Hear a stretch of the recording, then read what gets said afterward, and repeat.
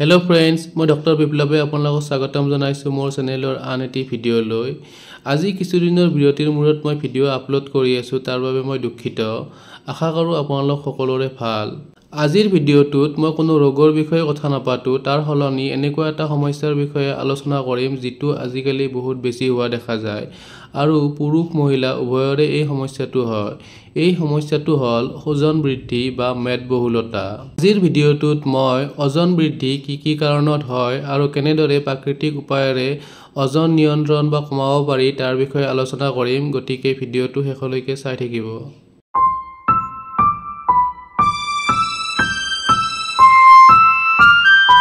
ওজন বঢ়াৰ পিছত বিভিন্ন কাৰণ থাকে, যাৰ ভিতৰত খাদ্যাভ্যাস, শাৰীৰিক ক্ৰিয়াকলাপৰ অভাৱ, মানসিক চাপ, হৰমনেল সমস্যাসমূহ আৰু জিনগত প্ৰভাৱ সকলো আবদ্ধ।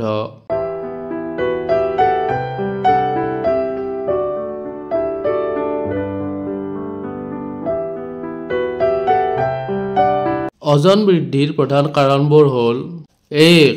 অস্বাস্থ্যকৰ খাদ্যাভ্যাস। প্ৰস্তুত খাদ্য, অধিক চেনি থকা খাদ্য, চৰ্বি আৰু প্ৰচুৰ কেলৰিযুক্ত খাদ্য খোৱাৰ ফলত কেলৰিৰ সমতুল্য শাৰীৰিক শক্তি খৰচ নোহোৱাত শৰীৰত সঞ্চিত মেদ বৃদ্ধি পায়।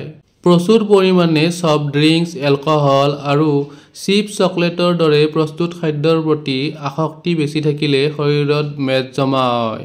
2. শাৰীৰিক ক্ৰিয়াকলাপৰ অভাৱ। আধুনিক জীৱনধাৰাৰ সৈতে অধিক সময় চেয়াৰ বা ছফাত বহি থাকিলে শৰীৰৰ তলৰ অংশৰ মেদ বৃদ্ধি পায়। ব্যায়াম নকৰাৰ ফলত শৰীৰৰ মেটাবলিজিম ধীৰ গতিৰে হয়, যাৰ কাৰণে ওজন বৃদ্ধি হয়। 3. হৰমনেল সমস্যাসমূহ। থাইৰয়ডৰ অতি কম কাৰ্যক্ষমতা, হাইপোথাইৰয়ডিজম, PCOS অথবা PMS আদিৰ ফলত হৰমনৰ সমস্যা হোৱাত ওজন বৃদ্ধি হয়। 4. মানসিক চাপ। অধিক মানসিক চাপ থাকিলে ইমোচনেল ইটিং বা মানসিক চাপৰ সময়ত বেছি মিঠা আৰু কেলৰিযুক্ত খাদ্যৰ প্ৰতি আকৃষ্ট হয়, যাৰ ফলত ওজন বৃদ্ধিৰ প্ৰৱণতা বাঢ়ে। 5. জিনগত প্ৰভাৱ। কিছুমান লোকৰ শৰীৰৰ মেটাবলিজিম প্ৰাকৃতিকভাৱে কম গতিশীল হয়, যাৰ ফলতো ওজন বৃদ্ধি হ'ব পাৰে। 6. টোপনিৰ অভাৱ। কম নিদ্ৰাই শৰীৰৰ হৰমন আৰু মেটাবলিজিমক ব্যাহত কৰে, যাৰ ফলত ক্ষুধাৰ পৰিমাণ বাঢ়ে আৰু বেছি খাবলৈ ইচ্ছা যায়। ফলস্বৰূপে ওজন বৃদ্ধি হয়। 7. বয়সৰ প্ৰভাৱ। বয়স বৃদ্ধিৰ লগে লগে শৰীৰৰ মেটাবলিজম কমি যায়, যাৰ ফলত ওজন নিয়ন্ত্ৰণ কঠিন হৈ পৰে।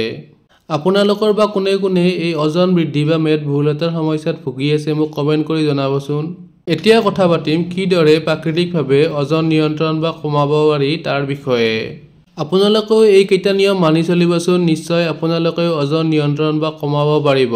ওজন নিয়ন্ত্ৰণ কৰাৰ বাবে খাদ্যাভ্যাস, দৈনন্দিন অভ্যাস আৰু মানসিক স্বাস্থ্যৰ ওপৰত মনোনিৱেশ কৰা আৱশ্যক।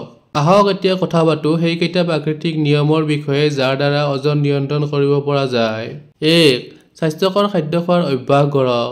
প্ৰচুৰ পৰিমাণে শাক-পাচলি, ফল-মূল, হোল গ্ৰেইন আৰু ডাল খাওক।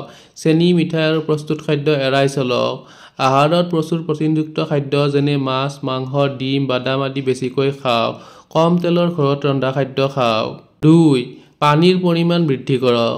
প্ৰতিদিনে 8 পৰা 10 গ্লাছ পানী পান কৰিলে শৰীৰৰ টক্সিন আঁতৰ হয় আৰু ই ক্ষুধাৰ পৰিমাণ নিয়ন্ত্ৰণ কৰে।